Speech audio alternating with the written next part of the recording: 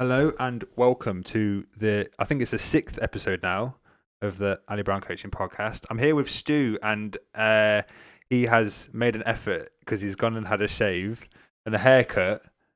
No, have you had a beard trim as well? Yeah, beard trim and haircut, taking it very seriously. And he said he's got a new t-shirt on, which is very nice. Yeah, we've gone all out today. We've gone haircut, beard trim and a new Christmas t-shirt. So thanks for having me. It should be fun.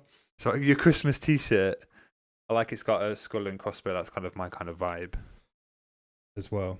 We've just been talking. You just quickly mentioned that it's been 6 years to the day since you started running. Yeah, so just had a little social media reminder come up for 6 years today. So I've always been active and done bits of running within that.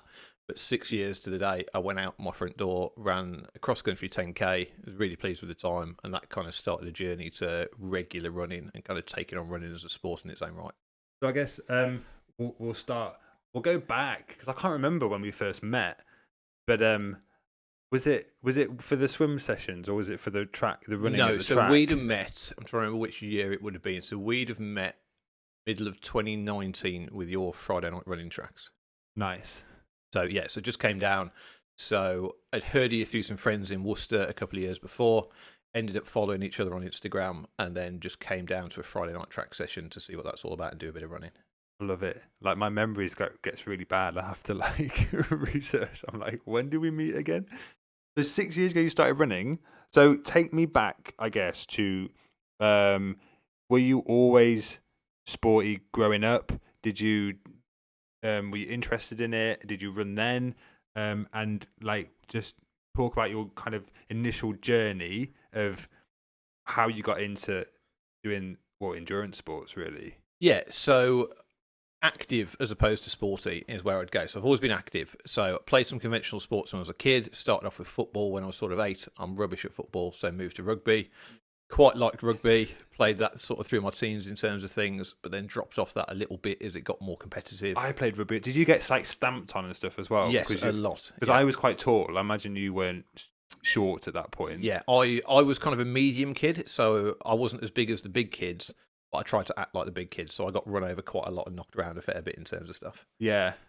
So played that for a while, and then really was in the Scouts and started to just build this passion for outdoor activities, so like hiking, rock climbing, these sorts of things, just being outside. So that was a big part of life and still is a really big part of life. And within that, just had a general base of fitness. So running was there. When I was 17, started just doing a bit of running for fitness with a friend of mine, just going out doing like 3 miles at a time. 17, there's nothing else to do, living in your parents' house, so we'd go out of a summer's evening, run 3K, chill out. And how old at 17? Yeah, 17, yeah, we'd just go out. See, most people are not running at 17. But I was terrible. So we're running 3 miles a couple of times a week at 17, but I'm terrible. I'm wearing some like knackered, worn out, non-running trainers, some like fashion shorts, like a cotton polo shirt, and we're just running around the fields trying to get fit effectively in terms of stuff. I mean, that is quite, I mean, to you, that probably sounds normal. But I remember when I was that age, I was sneaking into the local pub using buying cigarettes out of the cigarette machine on the wall and running, being chased by the owner down the street. Yeah, so don't get me wrong. You know, on a Saturday night, I was not out fitness training at 17. We're like, right, we're out. 17. We've got a regime. We're going to do this. We're going to go running. In between times, weekdays we would do that. Weekend, maybe out, let's say, exploring the local economy a bit more. But then, yeah, so sort of did that, kind of just kept my hand in with a little bit of fitness, walked everywhere because I couldn't drive, used to walk for hours to get to a friend's house and that kind of stuff. So just had like a good stock fitness. In between that, we're trying. You're an outdoors person, it sounds like. So we'd try and get away to the mountains a few times a year and do things like that. And then at 20, went away to university and studied a degree called outdoor leadership. So then things went through the roof. So I was out sort of climbing, kayaking, hiking, probably 3-4 times a week. But surprisingly, was really unfit at the same time. So had like, compared to somebody who's never done any exercise, I was unfit. I would have been fit, but compared to now, unfit. So always kind of just got by on this sort of general stock fitness in terms of stuff, really. So ate badly, didn't train, slept badly, and just toughed it out and kind of forced it when it came to big days out and stuff like this in terms of stuff. So in between that, running started to feature. So just before I went to uni, I had the opportunities 2 years in a row. So I went and ran my first half marathon. I'm not sure it counts. I had like a big rucksack on and was running across It like definitely hills and counts. It things. counts more. So end up having a bit of a laugh really with some friends, just going around that course to see what happens. Did quite well in terms of where we placed and things, which was a bit of a surprise. And then a year later, had the opportunity to go back and run the marathon version of that same event. I don't count that as a marathon because we were that slow. We ended up hiking most of it in terms of stuff. But those two things are totally different now. So I ran the half marathon in my brother's trainers that were 2 sizes too small, and just trucked it around and got on with it. Did no training at all. Just turned up on the start line and had a go. And for the marathon, I did 2 training runs. One was 3 miles long, and then I gave up and went home. And then 2 days later, I ran 2 miles, gave up and went home, and then went for it on the Saturday. So that was the Tuesday, the Thursday. Then we did the event on the Saturday. So everybody knows that's terrible preparation. That's not how to do it at all in terms of stuff. It kind of reminds me of some David Goggins type stuff where you just, no matter what, no matter how unprepared you are, you do not stop until you either die or finish it. But didn't suffer that much because we just slowed down. So like I say, by the end we ended up it was kind of a fast hike instead of a marathon run in terms of stuff. Yeah. So always just kind of a belief that I could push myself and get there, but no real proper training or work going into how we do that and those sorts of things. Yeah. So 3 years at uni, it came off the back of that, stayed in the Lake District, which was just a huge outdoor playground for nearly 10 years. So running started to feature then. So we started to get into a bit of cross-country running. I had some friends who were big into fell running, but much, much fitter and faster than me. But I remember chatting to them one day, and one of them just said, look, the only way you're ever going to get level of fitness is just to start coming along and doing some running in the mountains. So made a little loop, a little like 5-mile loop that we used to go out and do once a week, every couple of weeks kind of thing, all kind of cross-country based. Really good work. Loved sort of being wet, cold, muddy. And then from there, started to push that and run in the mountains some more.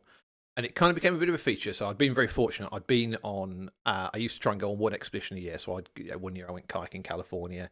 Another year I went skiing in Sweden, this kind of thing in terms of stuff. And I got to a year that I didn't have much money and I couldn't afford to go abroad.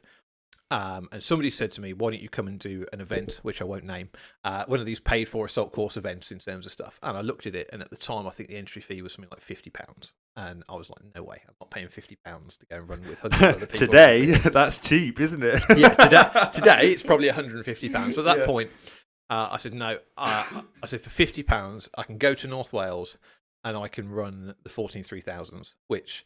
if anybody doesn't know what that is, that's it's not an event. It's just the mountains are there. You can do it any day of the year that you choose, but it's effectively a time trial. So you start on the summit of Snowdon, and then you run the 14 mountains in North Wales at over 3,000 feet, and challenges to try and do it in under 24 hours or as quickly as possible. So I think the record's sub 4 hours or something like this on it in terms of stuff, which is crazy because it's almost a marathon length, and then the mountains on top. So started training for that then. So this is where the running started to get a little bit more serious, kind of cross-country running, going out about 3 times a week, just doing some actually got some running shoes and started to look at technique and that sort of stuff a little bit. So went down there and did that, had a fantastic day out, managed to get that well within the 24 hours, nowhere near the 4 hours, but well within the 24. I'm going to say, it's quite a big difference, 4 to 24. Yeah, absolutely. So so did that, really enjoyed it, but then all that just kind of faded into the stock fitness of kind of mountaineering, hiking and that sort of stuff. Until fast forward, I've left the lakes, I've ended up moving down to Worcester, and then 6 years ago, apparently, I decided I was going to go out and do a run. So I'd done a couple of like off-road events, but I'd never done any sort of road run. I hadn't run a 10k. I'd been to park run a few times, and then thought, right, I'm going to go out and run a 10k today. It's a nice day.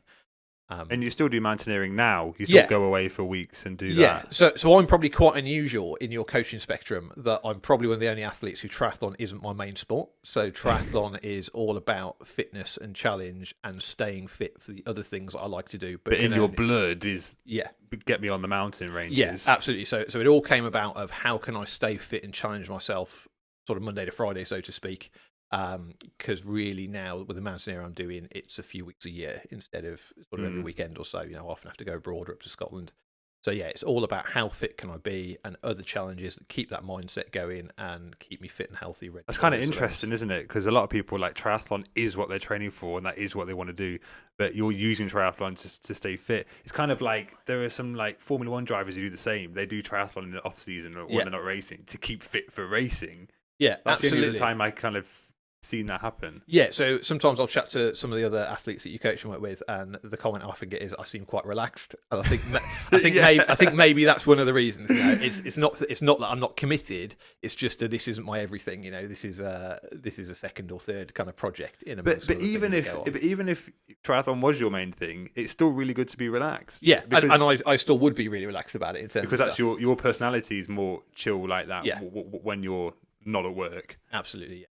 Yeah. But that in itself takes quite a lot of pressure off. So initially, because I probably trained with you for a year or so before I came on with a full-time coaching program and said, like, let's ramp this up and see what we can do in terms of things. Yeah. So you came to the running sessions and the swimming sessions. Yeah. So I was just coming for a to year your before, what you might call drop-in sessions for a year and sort of talking to you, getting to know you, and then I came to you and I said, right, I want to put some effort into this now. And plenty of coffees with the dogs. Yeah. And in Worcester. Yeah, plenty of chilling out and debriefing things, and then went, right, let's go for this and put proper time and money and focus onto this and see what we can do. Yeah. Which kind of leaves me nicely, really, because sort of motivation-wise, I've always been fascinated at what I might be able to do. I just haven't applied myself to it until a little bit later in life. It's like pushing the limits of what you're capable of doing and just seeing what is possible kind of thing. Absolutely. Without going too deep too early in the podcast, I kind of love the idea that we've all been given this body and this mind, and I believe that hardly anybody knows what we're actually capable of within that body and that mind. Terms of stuff. Yeah, because society, especially nowadays, is more stare at a phone, don't really move much, and we're kind of losing. I mean, you just look at the stats for obesity, for example, in the UK, even compared to other countries, is quite high, and everyone is addicted to their phones. It's like we're losing the physical element of just doing exercise. Yeah, absolutely. And I don't even think it's limited to exercise. I think mindset plays a big part in it. I think it goes in every direction. For me, it's exercise because I'm motivated that way. Obviously, you are as well. There's other people who are motivated in other ways in life, but have still got no idea what they could achieve if they put their mind to it, or maybe got a little bit more physically fit to help that mental fitness. So there's more people leading a more sedentary life. Yeah. And then in a way, it's kind of like, and there's nothing wrong with that as long as you're healthy, isn't it? Like, you don't want just a massive, really unhealthy people having problems. Yeah, absolutely. And I would never criticise other people for their choices and what they're doing. Everybody's on their own we do journey. not judge here. Everyone can do what they want. But I personally just think a lot of people have set their ceilings too low and they've reached those ceilings too early. Yeah. And they accept that's where they're at and that's the only place they're ever going to get. I have that discussion a lot with people in the sport because I'm like, and when I first talk to someone, just to kind of get a vibe. Okay, what do you want to do? Like, I might have seen them train a little bit and seen what they're doing, and they'll say, I want to do X, and I'm like, is that it? Why are you setting your sights so low? Like, you could do that, no problem. So I'm kind of always pushing them to think bigger, and like your goals, I believe, should scare the shit out of you a bit. Yeah. So and you might not think you can get there, but you still have a big, massive goal. Yeah. Like you've got. Yeah, which is a nice little lead. So again, it all sort of links in, really, doesn't it? Around this ceiling and where are we at? So current goal, isn't it? It feels a little bit scary to voice this publicly, but what I came to you is that I came to you and said, I'd like to do an Ironman, and I'd like to do an Ironman triathlon before I'm 40. Not that many years left. You're only 22. Yes, I had a very long paper round, and we've got a lot of years to achieve it. But no, that gives us 2 years, doesn't it, in the current stats? So 3 when we started, we're down to 2 now, and we're making some fairly good progress. But all this came out. I love this story. This is a mad story of how this came about. So when I'm about 10, I'm watching Blue Peter. Some of you will remember Blue Peter. I have no idea if it's still on. And they go to a place called Bolton, very glamorous, and they look at this thing called an Ironman triathlon. And I'm going to They did this in Blue Yeah, Peter. yeah. So this was way back in like the early 90s. It must have been one of the first ones there. And Wow. Blue Peter did this whole segment. Stu on ahead this, of the curve. on this Ironman bot, and I look at it, and there's this mega swim. I couldn't even remember how far I swim because I couldn't swim, which we'll get onto. So as a child, I couldn't swim, and I couldn't swim all the way up until about a year ago when we started swimming together. Yeah, we'll talk about that a bit later. We'll come back to the Ironman swims 3.8 kilometers. Yeah. So I can't swim as a child. So I'm going, well, I can't do that. The swim's out because I literally can't So swim. let's forget about that. I can't even get my 25-metre badge. I've messed it up like 5 times doing the assessment. Literally, I remember being in the pool at primary school, doing my little doggy paddle, getting to 20 metres and just being absolutely done. And I couldn't get the last 5. Never got my 25-metre badge at school. So I'm like, well, I probably can't do that. Then I'm looking at the bike, and I was big into bikes as a kid, really into mountain biking. Used to go and play on my bike every day. But even then, like, 100-mile plus bike, I'm going, I don't know if I can do that. But then they run a marathon. And I remember my little 10-year-old mind going as a frame of reference, well, I might be able to run a marathon. Like, when I'm an adult, if I tried really hard, I might be able to run a marathon and stuff. So I thought there's no way I could ever do something as impressive as that. But thought it was one of the most amazing things I'd ever seen. Really, really good.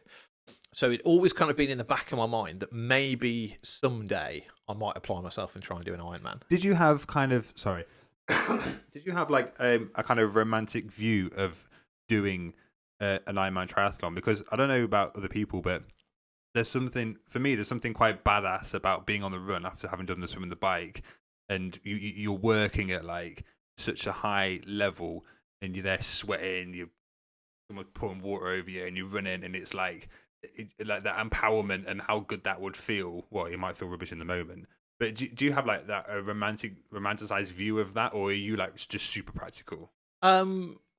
There would be an element of that, the sense of achievement at the end of it, doing something that really challenged myself. If I'm honest, a little bit of doing something that maybe some other people can't do in there.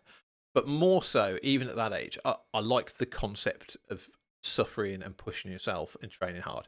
I didn't like doing it, but I like the idea of it. If that makes sense. So like if you took a look at philosophy, that's like a romantic view of it. It's like I want to suffer. I want to be in that zone where I'm having to like really work hard. Yeah, I wanted to overcome those challenges. I wanted to achieve things, that sort of stuff. Yeah, that's cool. But at this point, I'm like an overweight, lazy kid who doesn't actually want to put the effort in. Yeah. So I'd turn up to my rugby team and probably be like, if I say middle of the road, I'm being generous. Probably the bottom third of that team. Always played in the reserves, never really stood out, that kind of thing. Didn't really understand the game, and I needed to work a bit harder until I was a bit older in terms of stuff. So it's all there, and it's all kind of one day. Hence why I don't really bother working on my fitness until I'm late 20s, early 30s, and start going, right, I need to actually get properly fit now and try and train properly and see where I can get to. So when was the point where you thought, right, I couldn't even swim 25 meters, don't have my badge. If it makes you feel better, I lost all my badges, I don't know where they've gone. So I think I got my 50 in the end, but I don't know where I've it is. I've since been awarded a 100-meter badge. So have you? I do have I have a certificate and a badge for 100 meters. It supersedes the 25 meter then. Yeah. I was pleased for that. So when did you decide, right, F it, let's try and sort swimming out. Let's try and swim. Yeah, so I'm quite strange in that although I so couldn't am I, swim, so am I. We all are really. Although I can't swim, I had a lot of water confidence. So water doesn't really... Well, I didn't think water intimidated me until we tried to swim. Because through the outdoor sports I do, kayaking, canoeing, I'd be quite happy to go and jump in the lake. I used to lead an activity in the lakes that was all about sliding down waterfalls and jumping into pools and this kind of stuff. No issues with that at all. Just all that I would do with the buoyancy aid strapped to me. So the default would be able to always float. And the only thing I couldn't do was move from point A to point B. So I have this mindset that I always want to try and do more. I always want to try and advance on to the next thing. So I'm running, and the running's going okay. I ended up doing a lot of running through sort of 2020, 2021. Joined a local running club, was going out probably 4 times a week or so, coming and training with you on a Friday. Already had a road bike and was doing bits and pieces on that just for fun. So I kind of thought, I'd like to try triathlon. I think it'd be quite good. But the obvious blocker was I couldn't swim. So that's where we started to have some conversations on it about, when I say I can't swim, I really can't swim. Yeah. I'm not one of these people who says I can't swim, but I'll get in the pool and swim 500 meters. Which wasn't new to me. No. Because I don't know, Rachel. Yes. Rachel was probably, she was like petrified. Yeah. At least you were comfortable with the water. Yeah. So I was like, Stu, not a problem. Turner, did we do some 1-to-1s before that, or did we just go straight into it? So yes, so it's like you're saying, it's slightly crazy, isn't it? Because I'm also a qualified scuba diver, only to a low level. So the idea of going in the water isn't a big problem in terms of stuff. So yeah, so we met up at the pool. We did, I think we did 1 or 2 1-to-1s. It was hilarious, wasn't it? I don't even remember. I didn't even own a set of goggles. I turned up in like my loose-fitting beach shorts. We got in the pool, and you were like, "It's right. fine as long as you're not naked. You can wear what you want." And we were literally like, right, let's see what you can do. And I think probably the only positives that really came out of it is that I was happy just to throw myself into trying whatever you said. I'd put my face in the water and had some idea that you had to pull with your arms and kick with your legs. Which is the main thing. The really key thing there is you came in with an open mind, and because there are instances where people who were who could maybe swim a little bit and had more experience, but their mind was closed, or they already had a preconceived idea of what swimming's meant to be. Yeah. It's harder to work with them. Yeah. Because it's like, no, forget all that. I want a clean slate. Forget everything you think you know about swimming. We're going to start from scratch. So with you, it was kind of nice because there wasn't any stuff to unlearn or battle through. Yeah, and I think the other thing that stands me in really good stead, so we've kind of touched on all this world of mountaineering activity. So I actually worked in that industry for 10 years, teaching rock climbing and hiking and canoeing and kayaking and such things. And I always had the mindset to always be a beginner at something, because I don't think we're ever going to be any good as a coach if we forget what it's like to be the novice in terms of things. So I've always picked up these little bits and pieces, whether it's, I went through a period of learning to cook and baking bread and these sorts of things. I'll just find these little things in life that I've never done before and go, right, not that I'm going to become a master of that thing, but I'm going to just have a go. So same as learning Just be competent at it. Yeah, same as learning to scuba dive. I had the opportunity to go, we were going out to Australia for a wedding. A friend of mine's a diving instructor, and he gave me the opportunity to qualify as a diver so I could come to the Barrier Reef and see the fish. So I was like, sure, yeah. Couldn't swim, quite scared if I'm honest. So it's like a say yes mindset. Yeah, very much so. So just go along with it and see what you can do.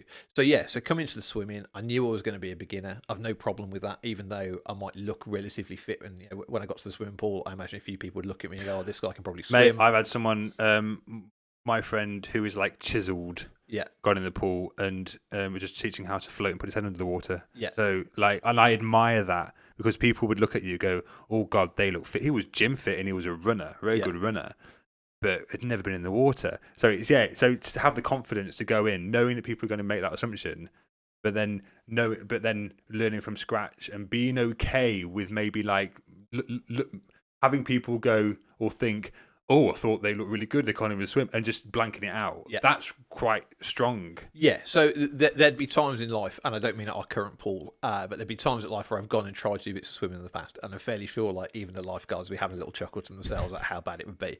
And that's okay, because I was all over the place. But yeah, came down, wasn't really worried about any of that, was just very happy to be the new person and the beginner. And I think we did 1 or 2 sessions, and you said, yeah, just come to the group session, you'll be okay in terms of stuff. So we came down. I don't really worry too much about what other people think when I come to stuff like that. I knew you, that's enough. That's a bit of a point of safety. So I was like, cool, just get in and swim. And actually, made quite a lot of progress straight away, because when you know nothing, it's quite easy to learn. And secondly, people there were just really nice. And that's one of the reasons that I really enjoy training within the group sessions you do and with the other athletes, because it's a real mix. So not everybody's kind of young and chiseled and athletic. Everybody's very athletic and very capable in terms of things, but they're all on their own journey within that. And what comes out of it is a real genuine. So before now, I've been to clubs and I've been to team setups, and I've maybe been a year in and felt like I don't know anybody there in terms of stuff. But what I like with the other people we train with, we've made some friends there, and people are just really genuine. Everyone's at different places. Some people score really well in triathlon. Some people are right at the start. Some people like me would turn up learning to swim. Other people are like race veterans, aren't they, in terms of stuff? But everybody's just really nice. There's a real kind of togetherness that we're all quite relaxed. We all enjoy it. And there's a real sense that everybody just wants everybody else to do well for themselves. And it doesn't matter what the end result is in terms of stuff. Yeah, that's quite interesting because I learnt quite early on from one of the, who I consider is the best triathlon coach in the world, Brett Sutton. He said, what you should be thinking about as a coach is, how can I create an environment that allows people to thrive? and I was like, I'm all about having that environment. If you've got this nice, positive, supportive, environment, then people are more likely to be able to. If they feel comfortable and relaxed, then you open the door for them to do well. So I'm really keen of that, of only having people around me in the sessions who I coach, who I kind of like see, not like, well, I do like everyone, but I wouldn't, if someone was an absolute horrible person who turned up and ruined the atmosphere, I would be like, look, maybe this isn't for you because it's impacting on the group. And I've tried really hard to have this environment here where people can thrive and want to come and do well. And it's like, so it's nice that you can feel that as well. Yeah, because that's really important in the coaching process a lot of the time. Yeah, because we had that conversation at the start, didn't we, about the fact we need to fit together and we need to work together. There's no point in just, if I come to you as a coach or you come to me as it all seems strange saying athlete, but athlete. Stu the athlete. If we don't have like if you think I'm an absolute arsehole, arsehole and I think you're an arsehole, then it's probably not going to work as a coach-athlete relationship, is it? And the great benefit of that is there's nobody there at these sessions who's super aggressive or super competitive. There's nobody trying to swim over the top of you on a Wednesday or push past you on a Friday or anything. Yeah. Everybody's very much there for each other as well. And whilst we all work hard and get it done, there's a nice camaraderie that goes alongside it. And I wouldn't let that happen. Yeah. That's when I would like change or affect change or whatever that would be to educate that person and be like, look, you can't do that, because that's really important for me as well. I want a nice environment to coach him. And so it's like kind of it's thinking of you got in your progression, and also me as a coach, because if I'm in a foul mood, I'm going to be awful as a coach. So it just makes everything better, doesn't it? Just they're furious. Yeah, but everyone is really nice and supportive, and I love how the uniqueness of all the people, and that, as you said, they're on such different journeys. But for example, look at Meg. She can swim faster, but no one cares that she can swim faster than you. No one cares, and you get on with Meg, and we both support each other and chat. And it's never even brought up in a conversation. Oh, Stu, I can swim this much faster. No one cares. Literally, and it's lovely. Yeah, I totally agree. Nobody cares. I couldn't even tell you what times I swim, let alone what time anybody else swims in terms of stuff. But the other thing that's really good, I was thinking about this the other day, because it's kind of a block of athletes who have all moved together. So if I looked at this the wrong way, I'd go, well, hang on a minute, I've not moved up a lane in swimming, or I've not done X, Y, and Z. Actually, just because we're all training. We've all been training for a similar amount of time since the session started. People drop in and come and join that. That's brilliant, and find their place within that in terms of stuff. But it's just great that everybody's going in the same direction in terms of stuff. So we haven't got these kind of futile measuring points of going, well, I can swim in this time, but you can swim in that time, or well, I came this place in a race, in that place in a race. Just everybody's turning up. They're all on their individual plan and their individual goals, and then there's just a lot of support for each other as we're all going towards. And it's nice because some people look forward to seeing that other person for that one night a week when we do a group session. And even though they might still be doing their own session within that group, but it's like, oh, I still haven't seen you in a week, and absolutely, and that's nice. That's a part that you need a balance, because if you do everything on your own every single day, it can sometimes get a bit. So I really like that. So the whole, for anybody who's watched the podcast who doesn't know, so we try and train every day, don't we? But individual sessions. So I will try and do something for myself for my development every single day. And then on a Wednesday, I'll drop into a group swim, and on a Friday, I'll drop into a group run if I can make it. So that's brilliant, because it just, you get that encouragement and that camaraderie for 2 sessions out of 7. If you could go every day of the week, I can't, so it probably works out for me about 1 every 2 weeks, doesn't it, in terms of stuff? So that's great. So every couple of weeks, it feels like I drop into the hub of like my friends and the other athletes, get to know some people, then I go away and train hard again for a bit. Then you drop in and get that bit of encouragement in terms of stuff, and it just helps make it quite sustainable as well. Then, so you're not just on this long, hard slog of opening up the app every day. Right, I'm on the bike today, I'm on the run tomorrow, I've got a swim run the day after, whatever it may be in terms of stuff. It's you do it, and then you drop in and you see everybody else, and you hear everyone else's journey a little bit and how they're getting on. And not that you measure yourself against those, but it's just nice to have other people around you on a similar journey who might have had a bad week, or might have had a good week, or sometimes might just pay you a compliment as well. Yeah, no, it is nice, and I like seeing that as well, because because I like people feeling included and part of it. And if anyone was feeling a little bit ostracized, I would try and try and reverse that. Try and make them feel more included. So yeah, like the progress you made with swimming, like we every now and then, so we try a new thing, we practice it, and then it kind of like, oh, it clicked. I get that now. I can feel that. Okay, let's practice that more. And then we have that's kind of the light bulb moment. And then we'll do, right, let's do one other thing. Oh, okay, that kind of makes sense now. Oh, and now it's clicked and I've had the light bulb. Yeah. So we've been consistently having those kind of like those moments, and we're making progress with that. And it's quite nice to see. It's like relaxing your hands as you go in. Just sometimes tiny things like that, isn't it? Just relax your hands. It totally changed my swimming 2-3 weeks ago, didn't it? In terms of stuff. Just purely doing relaxed hands changed the whole swim stroke. It was like and a big one is help me enjoy it again, because I'd really fallen out of love with swimming for about a month. Felt like I was making no progress. It was really hard to swim, and literally just a little pointer from a coach like that. You need to relax your hands. Realised I just got into a bad habit there that I didn't even know what I was doing, trying to pull harder, thinking, if I can have a better scoop, I'll move more water. Nothing you'd ever told me. That just came from myself, and actually totally opposite. Relax those hands, and all of a sudden I'm swimming well again. I'm enjoying it. I want to go and do the swims. It's brilliant, because another one of them was doing the same, and her hands were like cupped slightly, and I'm like, please, you're making it harder for yourself. Nice and relaxed, and just keep it flat. And it's like, oh, okay, I'll do that then, and all of a sudden it looks better, and there's more water being pushed back then. And thumb first as well. It's a tiny thing with that changes everything. Very small technique things, total difference in how it works, isn't it, in terms of stuff. So what I quite like, so I'm quite fortunate because from my own sort of coaching background and all the other sports I'm involved in, I sort of know how I learn and what works for me. So we've been able to push that through really well with the coaching.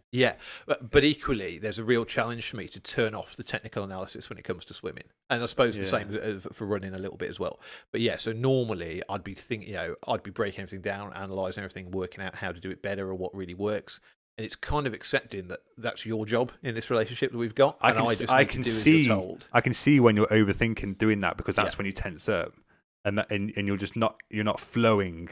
So there's a real good challenge there to try and switch that off and not to try and think things through and go, should it be this, should it be that?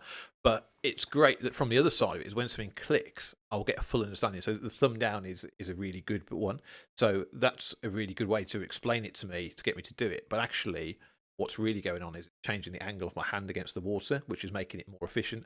So immediately I go, that's like a kayak paddle going through the water, and we want it to be flat against the water when we take our stroke in terms of things.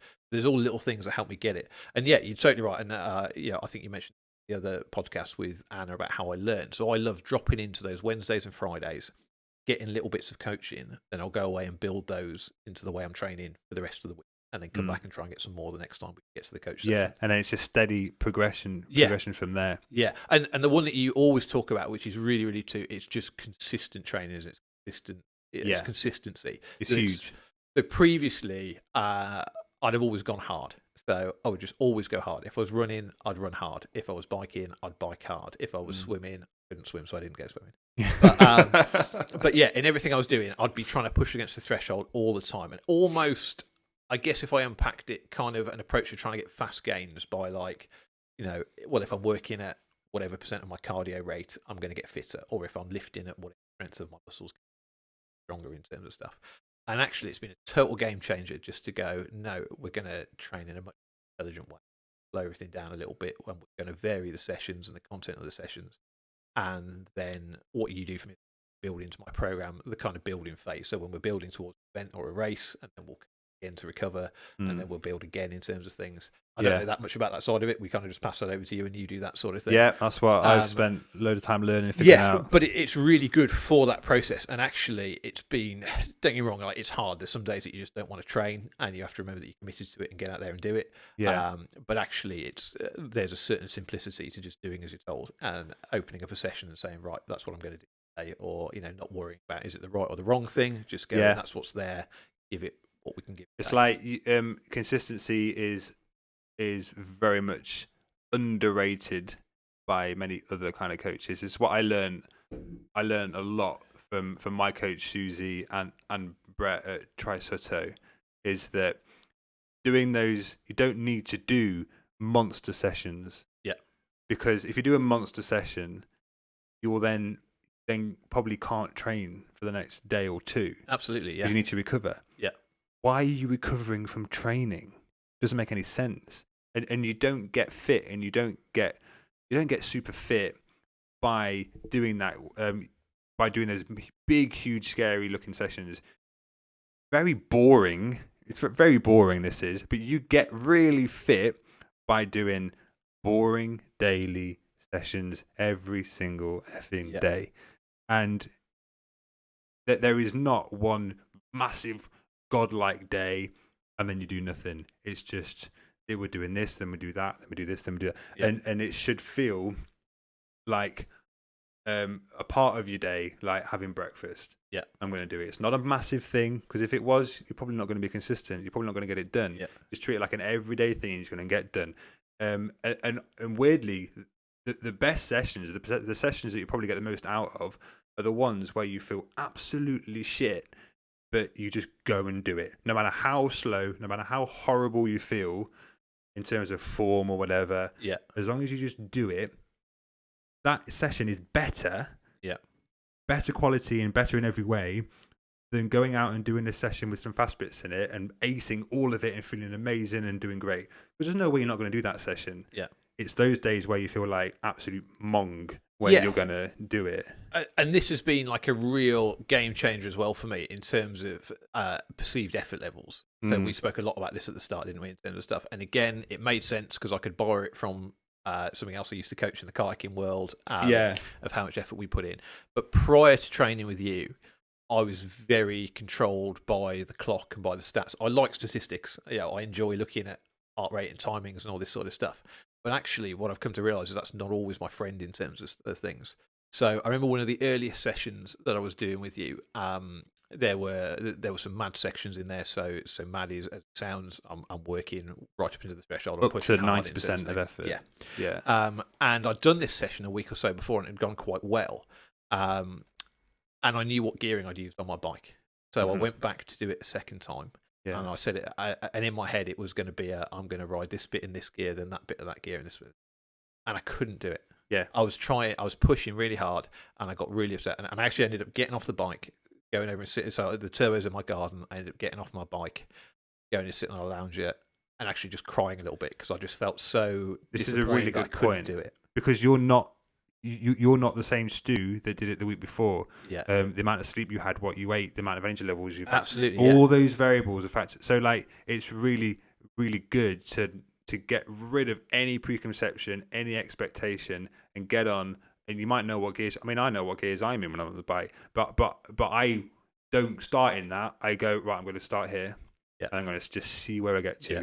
But as long as I feel where I know I should be feeling, I don't care if I'm 2 gears down. Absolutely, yeah. So this was the real watershed. So I'm there. I'm getting quite emotional. I'm a bit teary on the lounger, thinking this is too hard. I can't do this. How am I going to get there? Kind of thing. And then I sort of, just let it in. So I'm a big believer in this as well. Sometimes the right thing to do is let that emotion in just for a short space, and then turn it off and carry on in terms of stuff. So I sat down for just a couple of minutes. Went, no, right, you can do this. Let's think about what Ali says. And I went back over to the bike. I turned it down 3 gears, and I finished the session in terms of stuff. So I did all that, just 3 gears. And that just helped me to understand that on that day, you had that much.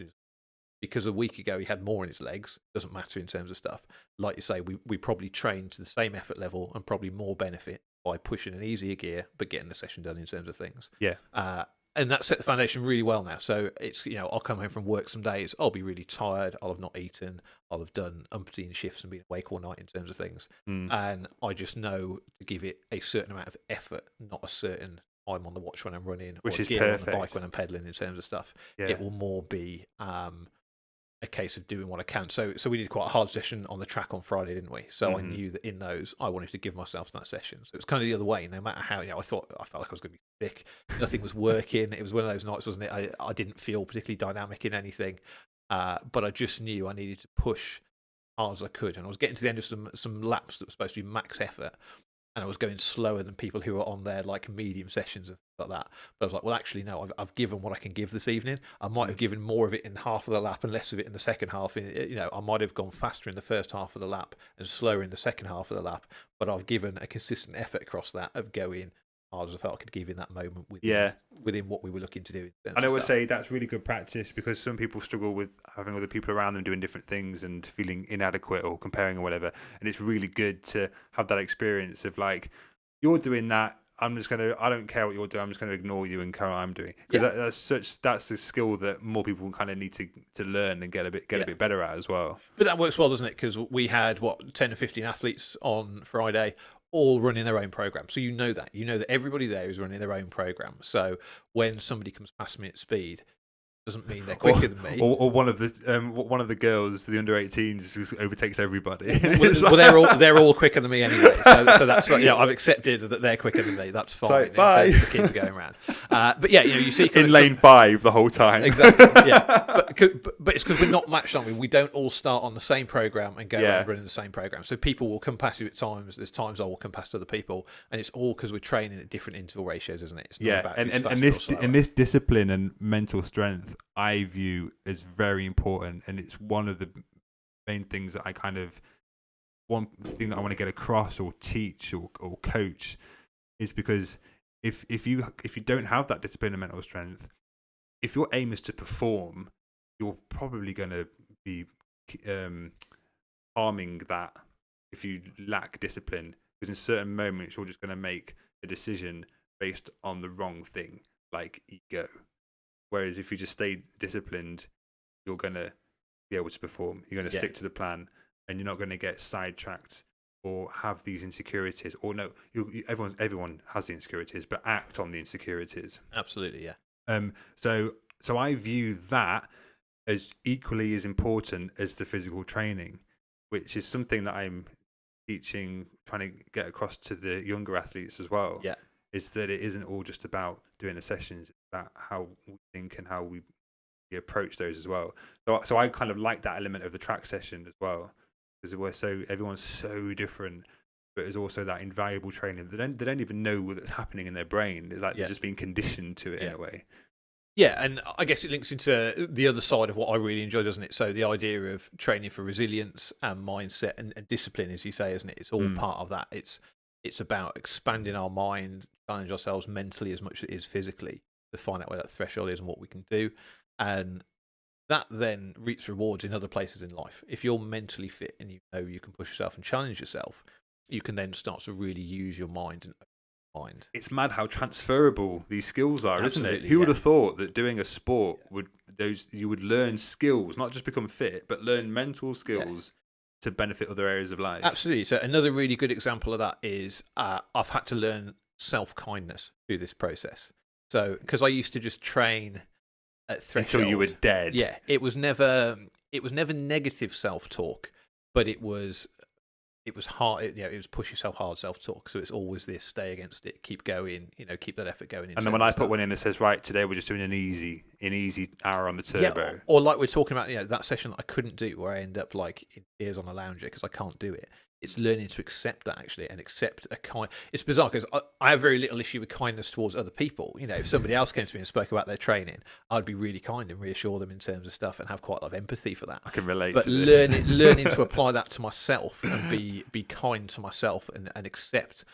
Big area of self-development. Yeah, and like you've got to be careful you're not going the other way and being too kind and letting yourself off the hook. Trust me, we're not going to end up being wet lettuces. No, not at all. But you've got to make sure it doesn't become an excuse for not doing your training properly or not applying yourself. But actually, you don't want to be beating yourself up over things. So one of the things, I think it was Chris shared a quote in here with you about your coaching. That like you never get upset with us if we don't do a session. It wasn't his exact words, but it was basically saying something along that line, isn't it? That it's really nice not to feel any pressure. And he did a bit of a summary, didn't he, at the end of the year? And one of his points was, don't sweat the sessions you didn't do. He said sometimes you can't train a session stuff. And I still find that quite hard myself in terms of stuff. I'll miss a session, and sometimes I just miss sessions. It's unavoidable. Like I'll be 6 hours late off work or something, and there's no time left to train. I remember there was a day where I hadn't got my training. Some friends had come over on a bit of an impromptu thing. We'd been for a big 5-6 mile walk with the dogs. I then had to go into work. I think it was a bank holiday, wasn't it? Yeah. And I messaged you saying I haven't managed to get my run in, but I finished work at 11 o'clock tonight, and I might run then instead. And I remember this. Yeah, and you messaged me. I woke up the following day to a message saying, I really hope you didn't do that. and I didn't, so it was okay. I got to the end of the day. But this is my 24-hour mindset. I think nothing of going running in the middle of the night if that was what needed to be done. I actually prefer it in the summer because it's not as warm. Yeah. So that's totally okay, because I've done these really out there things of like running through the mountains at night, and if you said to me you go and run like a stage race, it involves doing things at the time. Oh, it'd be well fun. I really like the night. I've got no problem. I'm up through the night every week anyway in terms of things. So so to me that's just another time that I can train in terms of things. And thankfully I didn't. I got to the end of the day and went, doing it. I'm going home in terms of things. You raised the point really well, didn't you? You said, well, you walked however many days, so you did something. It's not like you just sat on your sofa and went, I'm not training today. And you're tired. You worked 6 hours extra. You just need to go to bed. Yeah. So like that's the thing. Like when I'm coaching somebody, I look at the whole picture, their whole entire life, their work, their family, everything. Like even what they eat, how much they sleep, and so in that situation, the correct decision is to go. You need rest, because if you're not rested enough, we can write off tomorrow. Yeah. And you've had a busy day today, and that's the difference between when you just get training plans. It's just do this session every day, or even generic, God forbid, generic plans. They're just like you're asking for failure. Although it work for some people, I'm sure they do, but in the grand in what we do, performance and trying to get better, then they're not going to work. So in that instance, the best coaching decision was to just say no, chill. Yeah. and that's more often than not, it's holding you lot back. Yeah, and I almost at times become a victim of my own resilience because of that. Because if you said, right, you've got to, I guess I'm the sort of person that if I finish that long day, I literally got in bed and the phone rings and it's Ali and he says, get out of bed right now, go out of your house in the snow and the ice and run a half marathon, and it will help you achieve your goals. The trainers will be on. I'll be coming out the front. So there might be a time when that is the case. Yeah, don't do that. Don't get that as an idea. Don't ring me. I'm just going to write that down. Say get up and train right now. But yeah, because I'm willing to push to those places, because I'm not held back by conventional norms. Hopefully I don't sound like an idiot saying this, but I'm not held back by the conventional norms. No, I agree. Like night and day, or weather, or stuff like this. Because I'm quite happy to go and apply myself in those environments. I'm a bit weird like that. Enjoy the challenge of those environments more. We chatted about this really early on, didn't we? About when it snowed a few years ago. Love it. Training in the dark and the snow and things. I absolutely, but I find it easier. So naturally, more of a challenge. More exciting, so it's easy to train. Yeah, so more of a challenge for me would be to train it in the heat. I'm naturally quite a warm person, so I'm quite comfortable in the cold. I rarely get cold. If you say go out and train in the heat, and I actually really struggled when I first started running to run in anything above sort of 20 degrees or so. I've got a bit better now through doing it a bit more consistently and to understand my body a bit more when I do so. Yeah. But yeah, so I can almost become like the victim of that resilience, that I'll go, well, I could do more. I could physically do more. I'm not dead, so I could work that whole day and I could finish and I could actually go now. I did it to help a friend one time. A friend was running a 24-hour enduro, and I said, look, I'm finishing a night shift at like 1 a.m. or something like that. I could drive down and meet you, and I'll come and run with you for a while and just give you a bit of a motivation. Well, how long do you think you could come for? I ended up staying out with him for about 3 hours. And we just ran laps of these country lanes in the middle of the night. And I absolutely loved this. We had a brilliant time. Yeah, he did really, really well, achieved a lot of what he wanted in his challenge. But, that's just okay with me to turn up in the dark, it's raining a bit kind of thing on these little country lanes, put some head torches on, put some hydration vests on and stuff so we can have a drink on the way around. Yeah. Just go and jog around. Because that's all it was by that point. He was suffering. We were just jogging. It's a balance, isn't it? Because I remember when I ran up the Malverns in knee-deep snow and absolutely loved it, and dog walkers were actually going out of their way to speak to me and say you are crazy. And I'm like, this is amazing, you should be doing it, it's brilliant. And running across Malvern Hills in the dark, which I love running in the dark, there's something kind of mystical and magical about it. I just really like it. And my head torch battery went, so I'm running down this trail in the middle of the Malverns with no light, picking my legs up like an idiot to run so I don't trip over roots, and I can just see a load of eyes glowing in the background. In my brain I'm like, oh, what if they're like all wolves and all these scary, they're just a load of sheep in the middle of the path, sheep, isn't it? And they'll just remove but you just feel so alive. It's just like, I wouldn't recommend that, by the way. It's probably not that safe. Don't go and but you just kind of get filled up with this kind of adrenaline. Those when it's snow or you're running in the dark, and it's different. But yeah, it takes back to that point as well. It's like that 3 hours is kind of like a monster session. But when you understand that to get really good at endurance sport, it's not it's just doing something every day rather than having a spike. Yeah. And then I bet you didn't do much the next day after that, after a night shift and then 3-hour run. Or probably you did. Maybe you did. Yeah, I think so. This was before we'd started training full time. So yeah, I'd have either had a day off or I'd have gone out because that wasn't particularly high output. The only It was like easy running. Yeah. You know, by that point, you know, this poor guy's been running for about 20 hours. You know, So yeah, he wasn't in going comparison. Yeah. So literally, I've turned up and jogged with him for a few hours in terms of stuff. So that was fine. And yeah, you know, I'm used to being up at those times, so I've had a bit of, you know, gone and had a sleep and a bit of reset into the next day. So I probably did train the next day, and that was okay. But that's a good point, isn't it? It's coming back to this idea. Not everything's at the threshold anymore. So actually, we did that, and although it was an unusual time of day, well, of not, and although you've got the added factors of the dark, it hasn't now knocked out. Whereas previously, I'd have gone out in the middle of the night. I'd have gone hard. I wouldn't have slept. That would have been the next thing. I wouldn't have slept. Whereas now, I just have the wisdom to go, well, no, I still need my sleep. Yeah. So we've chatted about this, haven't we? So I group my sleep, don't I, as the way that I deal with shift work and what goes on there. So I accept that, for example, if I'm coming off a night shift into my first day off, I'm going to get 4 to 6 hours sleep that night. And we plan accordingly. And we plan accordingly. But then what I do, isn't it, is I average out across my rotations and make sure I get the equivalent of 8 hours. Yeah.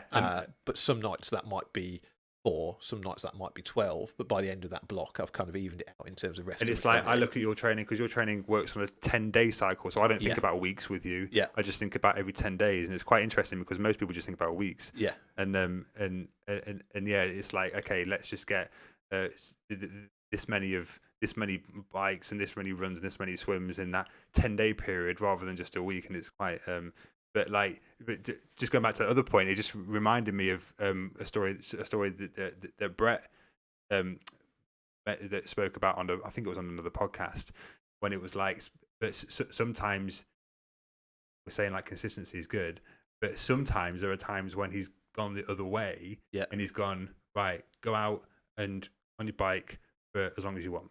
And I do that sometimes with some people I coach. I go, just a long ride, as long as you want to go on your bike. And he said one of the guys came back, and Brett went, "Oh, how long did you go out for?" He goes, 8 hours. And he went, 8 hours, like so I just didn't stop. I just carried on going forever. And it's like, oh, so why did you stop then? It's like, because it just got dark. Didn't have my lights with me. But that's brilliant. That's such a just good would answer not stop. in my book. Yeah. He took what he said literally. As long as you can go for it. So he just went until he physically couldn't. Something stopped him. Yeah, and sometimes we don't even know, do we? Like, I can't neatly package why I like this stuff and why I am the way I am. Because we're all a bit tapped in the head, and that's that sadist part that we kind of like the hurt. We like to feel we're achieving something. We're doing something that's not normal. I think, like, you know, growing up, I always felt quite constrained by sort of education, and my parents are wonderful and have worked really hard to sort of give me and my siblings everything they could.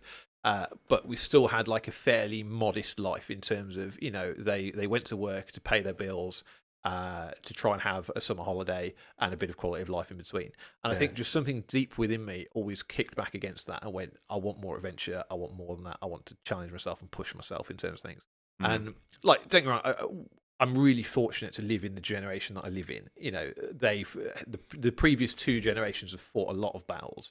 So the people of our generation can live the way we do. So when you look at the post-war cycle of everybody coming out of the Second World War, and then you look at what would be our parents' generation of kind of living through quite a hard sort of post-industrial period of like the 80s, the 90s, that kind of stuff, isn't it? You know, in some ways we've never had it as good as we do today in terms of the amount of leisure time we have and the potential to earn disposable income and this kind of thing. You know, we're not there working 6 days a week in factories to keep a 2-bed terrace over our family's head. No, and it's like a lot of people say as long as you've got a laptop and an internet connection, you can make money online. Absolutely, and you know, everything's quite accessible now. Yeah, and then simultaneously, I feel really bad because I can't remember who said this quote, but I think it was about Everest, and it might have been Edmund Hillary, and they were like, "Why are you so interested in climbing this?" And his response was literally, "Because it's there." And for me, that is enough of a rationale for anything. Either because it's there or why not. So people would say, "Why do you want to do?" I'll just go, "Why not? Why wouldn't I want to do that? Why don't you want to do that?" I get what you're saying, because a lot of people who live in their role, in their box, in their lane, kind of, and everything they do is based around logic and reasoning. every decision they make, whoa, just get a piece of paper on the left, write down all the cons, and on the right, I'm thinking, just go away. I hated when everyone said that to me. I was like, one, that's quite patronising, and two, I'm going to do what I want anyway. And even when you do that, you still do what you want anyway. Yeah, exactly. And it's like, you don't need to have these clear-cut decisions for yourself to go and do something. I'm going to die soon. I want to go and do it. Yeah. And it just makes me laugh. Yeah, so it's funny. I'm quite fortunate because I've moved through life. I guess I've attracted and met other people who are similar and want to do the same sorts of things in terms of stuff. So I've got this network of friends who are all doing slightly left field things in their own way in terms of stuff.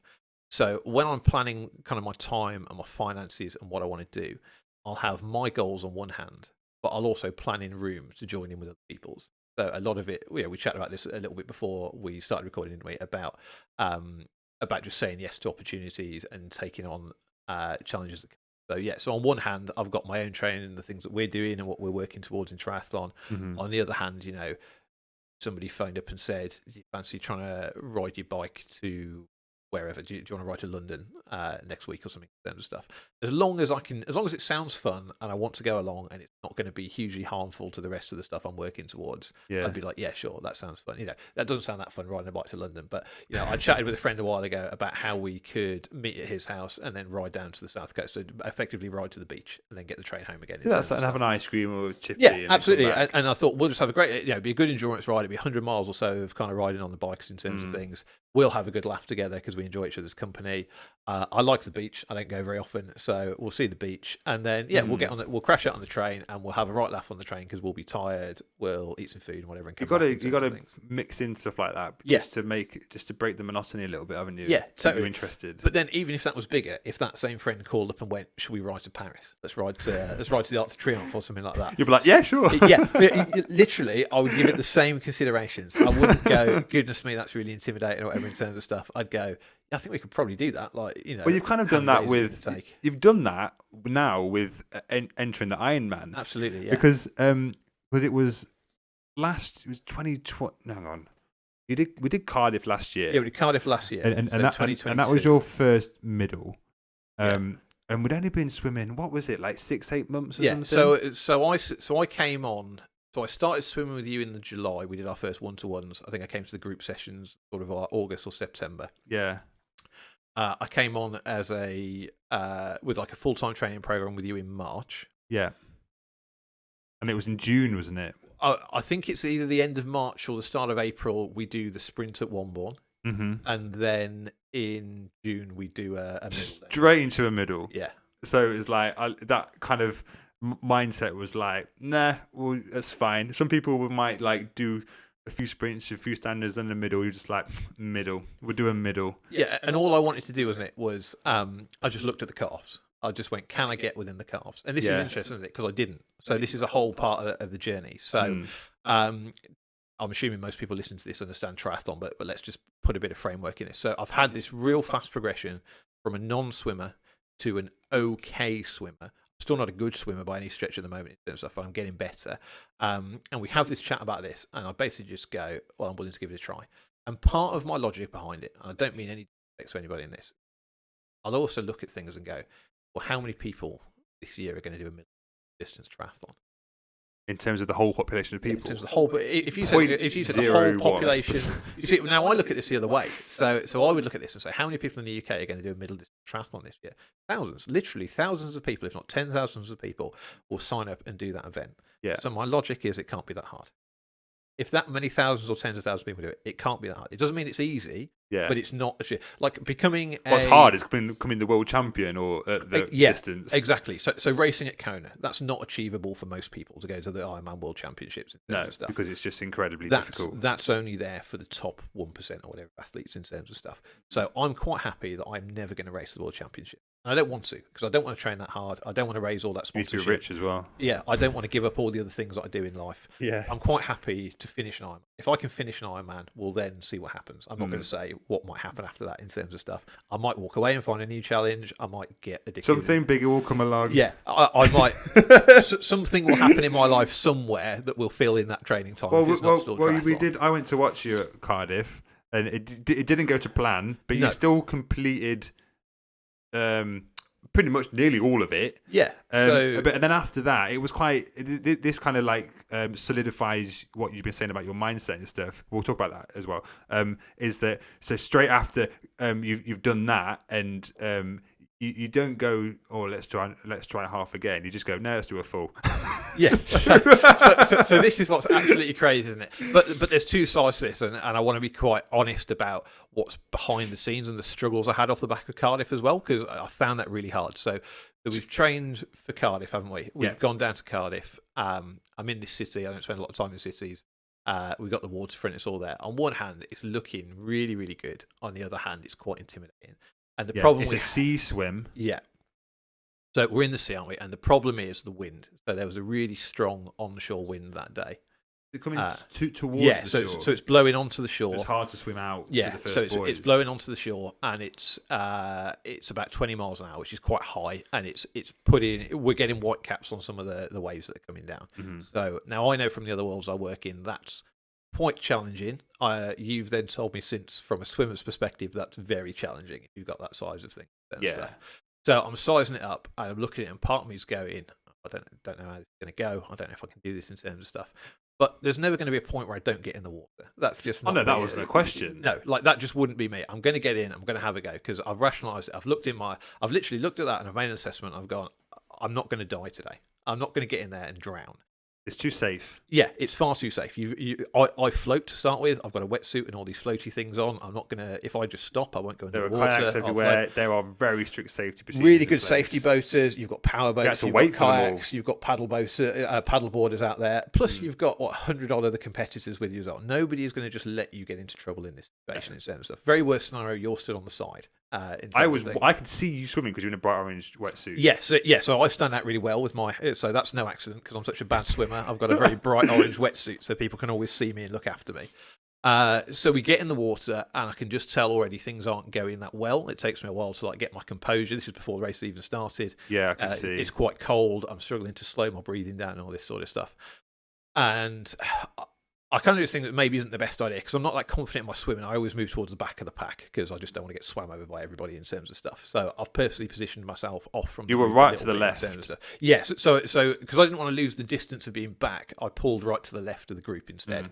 But the problem is then you started swimming to the left. Yes, to the actual. The curving off to the left to land. instead of swimming straight in terms of stuff. Yeah, and you needed to go 90 degrees to the right. Absolutely, yeah. So we then start swimming, and even whilst this is happening, I'm pretty sure this is a Mike Tyson quote. He says, everybody's got a plan until they get punched in the face. So I've got the plan, and you know the plan, and I know the plan, and we start the plan. And the plan is big arms, don't use your legs, and I'm there doing it. And I get about 3 big arms, and I get into properly, a rhythm. I don't get anywhere near a rhythm before I get properly punched in the face by the first wave that just hits me. And it literally just smashed me in the face. And I felt like I couldn't breathe. So my wetsuit's clinging to me, my tri-suit's clinging to me. I'm trying to turn my head to breathe, and every time I'm trying to find space to breathe, there's more water in the way because it's getting thrown around all over the place. So baptism is a fire. Yeah. You know what I mean? Baptism of fire. And it was a really good experience for you yeah. because now you know what hard swimming is. Yeah. So I'm in that water. I'm getting smashed around. I can see everyone else getting further and further away from me in terms of stuff already on the back. And then my mindset lets me down. So then I don't know what to do because I'm not succeeding. I already kind of know this isn't going to work out, and all this negative talk gets into my head, which I was really disappointed in because this is what I want stronger at in terms of stuff. So I start thinking about all the money I've spent on my entry fee and how it's what a waste it is. I spent X amount of money to swim probably 200 meters and then get kicked out of the triathlon in terms of stuff. Or I start thinking about the fact that I just can't do it and that all these people are getting away from me and I'm not going to get there, and should I just retire? And I'm like, no, you're never going to retire. So I eventually said, I then, for some daft reason, I then started swimming breaststroke, and I can't swim breaststroke. So for those of you listening to it, I can only swim front crawl because that's what Ali's taught me. I can't do anything else at all. I can't do anything that you were doing. So I start trying to do breaststroke, but I'm actually just vertical in the water, moving my arms around. Just treading water. Yeah, I'm actually going nowhere forwards at all, and I do that. If anything, you're being pushed back towards shore. The way so I do that for 20 minutes or so, and thankfully this guy comes over on one of the kayaks, and he was a real bonus. He's a real nice guy. He basically just said to me, "Look, are you okay?" And I'm like, "Can I hold your boat for a minute?" So he started to paddle right next to me. So take some breaks then and just put my hand on the boat and breathe a little bit and try and find space. And he started to kind of just coach me a little bit in terms of how the wave sets were coming in and saying like, right, there's a flat bit going, go for it. And he was good. He basically came to me and he said, look, you're not doing as badly as you think. I safety boated the swim event the day before, which is the same length as yours. And there was somebody going about the same pace as you, and they finished in like 1 hour 20 or something like that. But, mate, I said, that's really encouraging, but I've only got 1 hour and 10. And he was like, he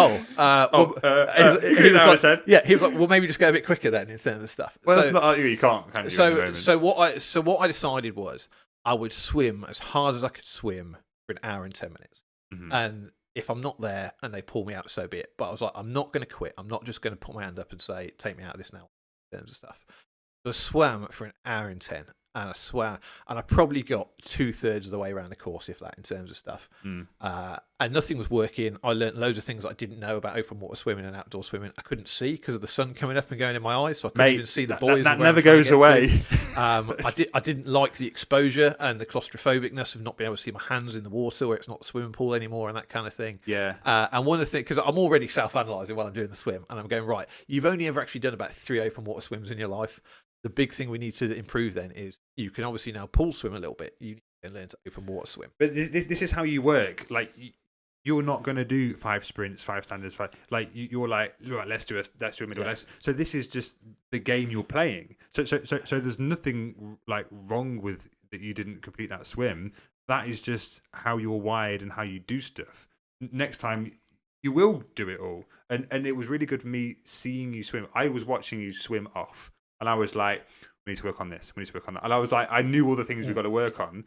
And that's what we've been doing in the pool since. Yeah. So it was valuable me being there and seeing it because I know what you could have done to be absolutely fine in that swim. Yeah. And we've like the cadence, relaxing and increasing cadence, and just so then your next one, well, your next big challenge is an easier swim. It's double the distance. Yeah. But hopefully by then we've already made a lot of progress. We've made even more progress. You got stronger in the water, been able to push the water back. Yeah. You've normalized that slightly quicker cadence, and you'll be in a lake this time, not in the sea. Yeah. So it's going to be like, oh, this is not as bad as last time. Because from there, the rest of the triathlon went really well, didn't it? So and unbelievably well. Every time I saw you, you were like on a Sunday stroll. It was like, yeah, I'm cool on the bike. Oh, there he is. He's cool. And then on the run, people are looking trashed on the run. Yeah. And you're coming around. It was like 2 laps, wasn't it? Yeah. You come out for the second lap. You don't look like you're in any bother whatsoever. Yeah. And we're just like, Stu looks. I was like, nah, Stu's fine. We'll go and chill. Sorry, I'm ruining the shelves there. So what I should throw in there though is that I have what I call the gift of the swan. So I never look like I'm working very hard on the outside, but on the inside I'm working in terms of stuff. So, but if you were really suffering, it would show. So when I go beyond that point, I look tired. In terms of, and it's a very quick transition from looking okay to absolutely hanging out. So it goes great, doesn't it? So I come in. So the organisers are really good. They basically said it's going to be a DNF because you haven't completed the swim, but go and do your bike and your run. Enjoy that's nice because I didn't have to do that, and that's really nice. No, so I didn't think it would. So I'm getting into that powerboat to come back, thinking this is going to be embarrassing. I'm going to be back at my friend's house. Because I was really worried. Stood there, I was like, I haven't missed him because he's an orange. I was like, I was worried where you were. Like, where is he? Oh, there's a big orange man still floating halfway around the course at the finish. We're all human. So there's the embarrassment factor. I'm like, I'm going to be back at my friend's house that I've been staying with. Like before they're even up, they're going to come down and watch the course. No, there's nothing to be embarrassed about that. They're in bed. Well, exactly. So this is great. So then straight away, before we're even at the shore, the guy who's kind of in charge, he says, look, because there's 2 of us, somebody else didn't make it too, and he said, look, well, we're going to have to DNF you just because you haven't done the full distance. He said, but I want you to carry on and finish the triathlon. Enjoy your day. Yeah. And it was probably the best thing that could have happened because it took all the pressure off. So I said, right, perfect. I'm not even coming last in this triathlon. I'm not finishing. And you were in really good spirits because I was with you as you were like making your way into transition 1. Yeah. So because literally all that pressure and all that kind of anxiety I was seeing about the swim was now gone. So all I've got to do is do my bike ride and do my run. It doesn't matter how long I take. I can't get disqualified anymore because I've already been disqualified. Yeah, so I can do whatever I want. And I think he said, and all he said to us was, if you don't catch up on the bike, we might pull you a lap short on the bike. So that then became we're dropping the set behind us. So So that's great because I've now got a goal. So I'm going, right, no, we're not having a day of negatives. I'm catching up. I'm finishing the bike and stuff. And we spoke about some other really good stuff. So nutrition is a big one for me. I still struggle on my nutrition. So we'd said how important it was to feed and hydrate properly. And that went really well. We renamed it the Big Picnic. I'm literally riding around with all these Pano Chocolats wedged down a tri-suit and like little gels at my legs and whatever. And that went really good. Felt quite good on the bike. Got onto the run again. Felt very doable. Enjoyed the run course. Great run course going out and back along the seawall kind of thing, wasn't it, in terms of stuff. Don't get me wrong, there's times that I didn't enjoy it because I was quite tired, even though I looked okay. But again, got it done, broke it all down into chunks because I know it's 5k a lap or whatever in terms of stuff I'm going. Yeah, it makes it so much easier, doesn't it? So I'm literally in my head going, right, cool, 6 park runs and you finished, or whatever it got down to, 4 park runs and I finished. And one park run is easy. It's nothing. Yeah, and it is easy. Don't get me wrong, to run a fast... To cover the distance. To run a fast park run is hard, yeah. Just to go round a park run distance is relatively stuff. I often find like when I've got less, I just go how many laps of a track is left. And it's all about giving it a frame reference that's familiar, isn't it? So then you get inside 10k and you go, I can run 10k, so I'll be all right here, kind of thing in terms of stuff. You get halfway and you go, right, I'm halfway, I feel all right. It's just ticking all these things off in your head, isn't it? So we did that, but then so on one hand that was really good, like there were lots of positives, but then I've got to go and deal with the fact that I haven't achieved something. And swimming then, because I was really enjoying my swimming, was like at that point. I'd learned to swim. It was my favourite session of the 3 that we were doing. I was coming along whenever I could on the Wednesdays, getting all my sessions in midweek, going and doing a little bit of outdoor swimming to get myself ready in terms of things. And all of a sudden, swimming went from my favourite to just this subconscious, real loss of confidence, not enjoying it, feeling like I couldn't do it, and I'd been defeated by stuff. Yeah, and it's been an interesting journey, but we've had to kind of go back to it, work on it, but we're making progress on it now, and I can see it, and you can feel it as well. Because that probably lasted for 6 months. I don't think I realised until kind of more recent, at Christmas time, wasn't it? In terms of actually the whole second half of last year, I was having issues with the swim. I just felt like I couldn't swim anymore. I couldn't relax. I couldn't swim properly. I didn't feel like we were making the progress that we were making previously. There's probably an element that we just made a lot of progress very quickly in the early days because I knew nothing. You're new to swimming. I mean, to get good at swimming, you used to be doing it for years. Exactly. And you're still not even a year in. Yeah. So that development curve was always going to slow because you can't keep learning at the rate of a total. It flattens off. Yeah. So that's probably what's happened, isn't it? So then we have these conversations. We're like, what's the goal? We're like, well, the goal is to do a full, isn't it? To do a full Ironman in terms of stuff. During this time, you just come up to me. So you've got this time when you're like, oh, swimming's weird, but you still got. You come up to the session one day and you go, Ali, got some toe, and I was like, what? And I didn't expect it. I've entered a full. I'm doing Ironman Bolton next year. So I'm literally there, and I'm like, well, it's not all over, is it? Because really, that was just a training game. That's a training exercise doing a middle. We want to do the full, don't we, in terms of stuff? And I basically know that if I don't book it in and sign up to it, I'll wilt and I'll just drop away. I won't do the training. So it gives you more to kind of get the swim right and work on it and stay motivated. Whereas I say, if this is in the diary, I have to go. And we chatted about the deferral option in terms of stuff. So, we're not fully there in terms of stuff. But yeah, it's in there. We're going. And it's one of those, because you've only ever got 2 choices when something doesn't go to plan, isn't it? Give up or come back stronger in terms of stuff. And I wasn't ready to give up. I've not done what I want to do in triathlon yet in terms of stuff. So there's no way it was going to be the give up option in terms of when I came to you, I said there's going to be a minimum of a 2-year project. We're going to learn to swim. We're going to do triathlon, and we're going to do it in terms of stuff. Yeah. And it was just a no. I'm going to dig in, and we're going to push on. I'm going to try and achieve in terms of stuff. And the other key thing is I've said pre-40. So even if I go to Bolton in July, I fall on my face and I don't finish 4K swim or whatever it's going to be. You'll do it next time. We're going back for another year in terms of things, aren't we? In terms of stuff, because that's what we said. We haven't said we'll achieve everything for time. We've said we'll achieve it pre-40. And who even cares if we don't and we keep going? And I'm 41, 42, 43. Who cares? It's about still better than not doing one. Exactly. It's just about having this goal, isn't it? The age thing is an arbitrary thing I added for myself just to make me get on and do it in terms of stuff. Yeah. Otherwise it just becomes a life goal that you never achieve because you wait till you're 50, you wait till you're 60, you go in the super vets or something, and you don't do it by that point. It always becomes something one day I'll do and that's how we got to it, because it'd been my one day I'd like to try. And we just got to a point where I said, well, today is that day. So it's often like, and you're never going to feel ready. Yeah. You never feel ready for anything. So that one day may as well be today or tomorrow. Exactly. Yeah. Or today. Yeah, and like we've already said, like I'm not going to win. I'm not going to get an age group place off the back of it or anything like that. Just want to finish. That's the only goal. But Is like, to get over the you finish know how many line. people, like, even if you're that good, Yeah, sometimes only get one spot for the world champs. absolutely. So if you get second on the podium, still don't go. Yeah, so there's no pressure in terms of that. So literally, we're looking at it. When I look at it, I'm like, just getting around it, what's that time cut off? Can enjoying I get it it at that time and doing it for you. Yeah, and that's a big thing, isn't it? Is enjoying it, and what does that look like? There will clearly be times on an Ironman that you're not enjoying yourself. I won't be smiling the whole way through. There'll be times where I just don't want to be there. But experience tells me that if you dig in, there will become a time where you want to be there. It's again. like a trade-off. Yeah, and the highs drastically outweigh all the lows. Yeah, like I imagine there'll be a point where I'm on that bike going up some hills, and I will not want to be there. I will want to stop. I want to pull over. I want to get off the bike.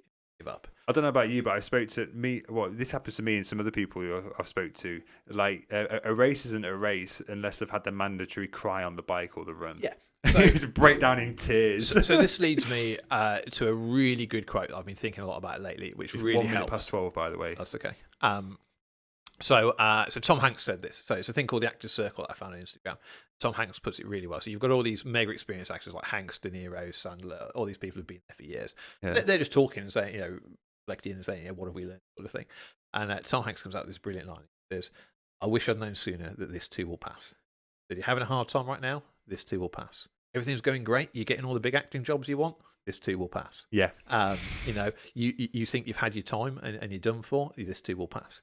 And I love that quote. It's so good. It kind of just runs with everything. There's so many different tangents to that, isn't there? Like, because even when they're saying all the good things are happening, this too will pass. It's because it's natural to become complacent and for things not to carry on going the way successfully. Yeah. It's a cycle in business as well. You've got complacency always. You go success, complacency, failure, rebuild, success, and then go around again. Yeah. So literally, you don't want to do your training today. This too will pass. Yeah. You go and do your training. You feel the best you ever did. This too will pass. That's really interesting. You get smashed in the face in Cardiff and can't swim. This too will pass. You feel you're on top of the world because you've just done. So we haven't really chatted about one board. Total opposite experience. I'm still on the side of the pool at one board. I've got my little tag on. I've given them my number and waiting to go. I just start uncontrollably smiling, going, "This is brilliant. I'm going to do a triathlon today." And we get in the pool, and actually the best swim I ever did, didn't I? In the pool, I took 2 minutes off what I thought I would do it in terms of stuff. Then lost a bit of time for toweling off in transition. Apparently, you're not supposed to do that. For what? Sorry, for toweling off in transition. You can do. No, it just made me laugh at the time. We were like, "Oh yeah, probably didn't need to dry myself. I could have just got on the bike." Stu Waters are roasting in transition. But total opposite, isn't it? Standing on the side of the pool at Womborne, feeling it's all been worth it, and this is really fun, or this too will pass. In terms of it just shows that like you're doing it for that feeling and the enjoyment, not like, oh, I want to get a really good time, or I want to get this position. And so tapping into that is a good reminder to always kind of tap into that area where you're enjoying it, and regardless of all these other factors. Yeah, and just to enjoy the wider achievement that all this journey is. It's not about a result or a podium. It's not even about getting to the end of an Ironman in terms of stuff. It's the whole journey of what we're learning and developing and enjoying. It's not even about, I'm not only doing this to learn and develop. It's the whole experience is and it's a good thing. Because when life is very, very short, and you just want to have a nice time, enjoy it, and it just keeps us alive. If we've always got this sense of continual self-development, no matter how small it is, just don't become a statue, I kind of say, and just keep trying to, just a little bit, just strive, just do something new. It just keeps the mind alive. And the minute you slow down and your mind stops and you have zero kind of will to progress in anything, that's where you kind of lose your life a little bit, I think. So I think that maybe is an element to why we do this in the first place. It's just to keep progressing, to keep trying new things and keep having new experiences, just to keep our minds active and there and healthy. Or simply because it's there. As we said, isn't it? It drops back into because it's there. Because it's there and we can do it. Yeah, absolutely. In terms of stuff, it's there. We can do it, and there's so many layers to what it brings out within it while we're there. Yeah, we're definitely gonna have to do another one because we've hardly talked about anything. Barely scratched the surface, haven't we? So if we get some listens, we'll do a part 2. So, and in fact, maybe just press like if you'd like a part 2. Yeah, please. It really helps if you interact in any way you can on whatever platform with the podcast on YouTube, Spotify, Apple. You can like, leave a review, subscribe on YouTube. Like all of that stuff really helps.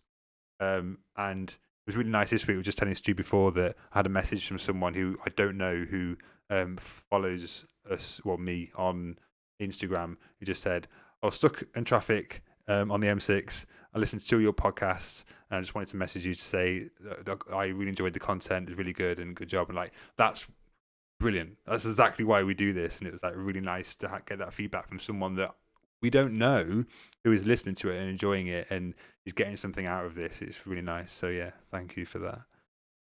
And thank you, Stu.